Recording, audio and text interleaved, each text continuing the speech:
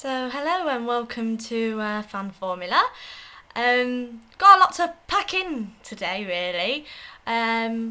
Just want to sort of let people know that I got told off in my last FanFormula from Meryl Spider on YouTube for not singing enough. So if you accidentally hear me sing, that's why. I like to, you know, keep the content level for my viewers quite high. However, if you don't, you hear drums explode, please don't blame me. You can go and torrent your abuse at her.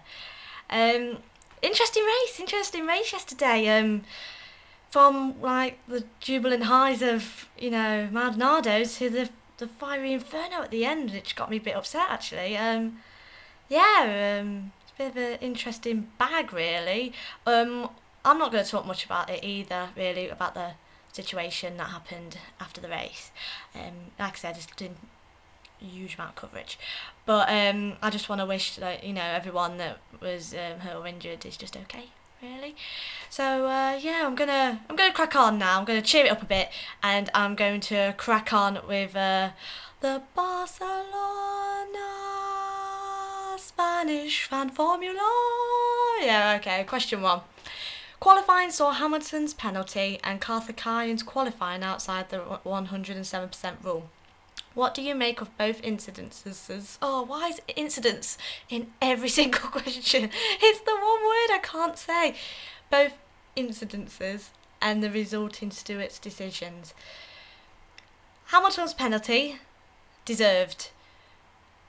The rule was actually brought in because of him. Obviously, on the coverage of Sky, Canada 2010, he parked his car up after the race because of the fuel, and that's when the rule was brought in. They blatantly knew that they were not cheating, but they were bending the rules. And when I saw it on the coverage later, they actually said he did actually have, if he had the right amount of fuel in, he still would have been faster anyway. So I don't see the point. Why was second on the grid not good enough? I know it's all about first and stuff, but he knew he had a better car than Maldonado. So how come they didn't think that was good enough? Really, and instead they have to cheat, and McLaren are getting a massive reputation for this now. We had Spygate last year, and I don't remember them being that cheaty really before. So it's a bit of a shame really that McLaren seem to be going the way of a good old Renault there, with Cheatgate and Crashgate, and you know I just find it odd how this always happens to Hamilton. How come this never happens with Button? Don't get me wrong, grateful, because, who doesn't love Button? But I don't understand how it's always Hamilton. It can't be just the team and they're just putting it on Hamilton. Hamilton's doing this as well. There is some part of him in this. And the penalty was harsh, but deserved. But again, all I wished for is the FIA always do this. They're not consistent. Kobayashi did the exact same thing, I think, in Quali 2. Did he get penalised? No. Much as I hate Hamilton, he's not my favourite person at all. He's not my favourite driver. Don't punish him if you're not going to punish Kobayashi as well. It's not fair. There needs to be more consistency in Formula 1 and in the FIA because it's getting ridiculous. And that brings me on to Karthikeyan's qualifying outside the 107 rule. Consistency, again. Okay, in Australia, yeah, they weren't ready. Fine, 107%, 107% rule. He was 3.5 seconds off the pace, off his teammate, not off the pace of the pole. And, I think it was off the pace of the pole, I'm just tired. And yet, I'm drawing a blank. Yeah, he was 3.5 seconds off pole, and he was miles behind, and yet he was deemed fit enough to race because obviously in practice he'd been consistent, but the 107% rule is not consistent. This is driving me mad. If he's outside of it, cut him off. I remember we had the 107% rule in the noughties, was it maybe late 90s, and there was always, without fail, usually a car a week, usually not qualified because they was outside the 107% rule. God, why is it all words that I can't say? 107% rule. So I don't understand why all of a sudden now we've hit 2012 and we can't enforce a rule properly. It's just insane. So FIA, stewards, we want consistency. This is what we want. Question 2. It's from me. My question. It's my question. In the Senna versus Schumi crash, who do you think was at fault?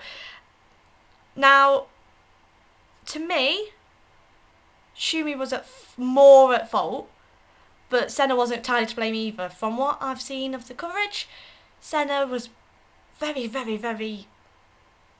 the speed dropped dramatically in that short space of time, and I think Schumacher was going too fast, Senna was going too slow. There was always going to be a disaster. He ended up, I love the fact though, he just didn't turn, he just used his Senna's gearbox as a brake. It was lucky really that no one was more hurt, or that Schumacher didn't get launched really because of that speed differential. So yeah, Schumi's got the penalty, and I agree with that. Five races drop is enough. And in Monaco, that is going to be a harsh penalty because Monaco is obviously tight and twisty to get round.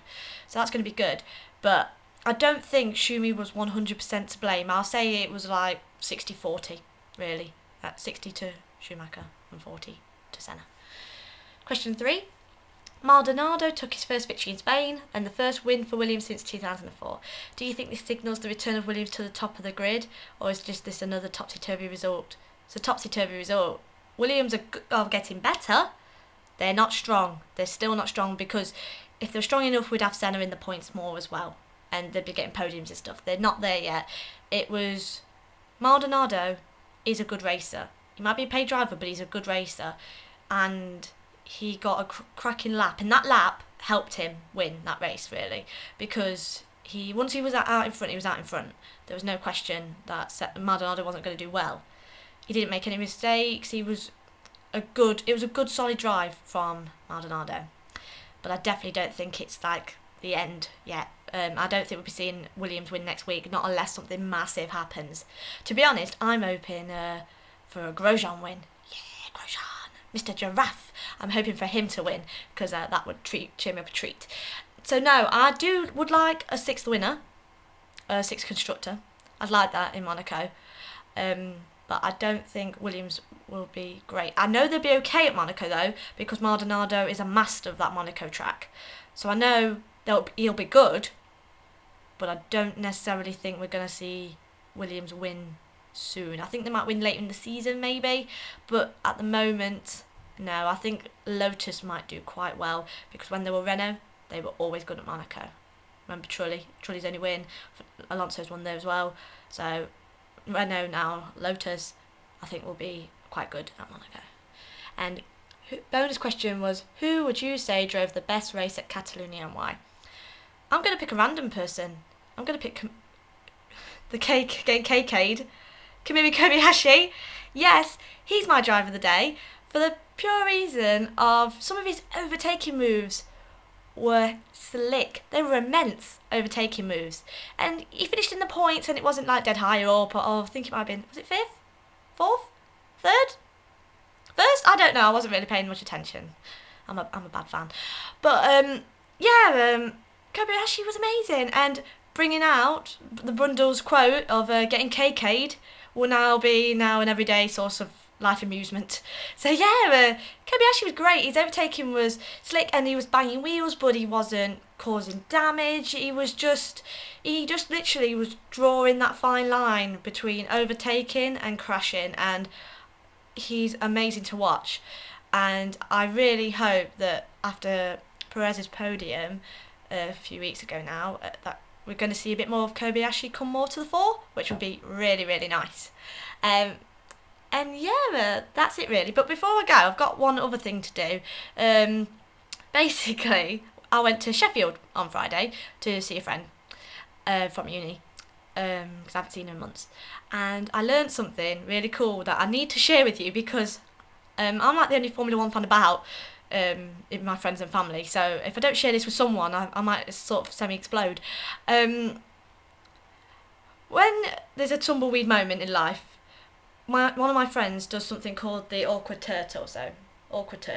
And it basically breaks up the monotony, and it's a bit of an icebreaker when there's a tumbleweed moment going on in a conversation or in general life. And I've learned a new one, and it's one I'm now going to use with Grosjean. Are you ready? Ready?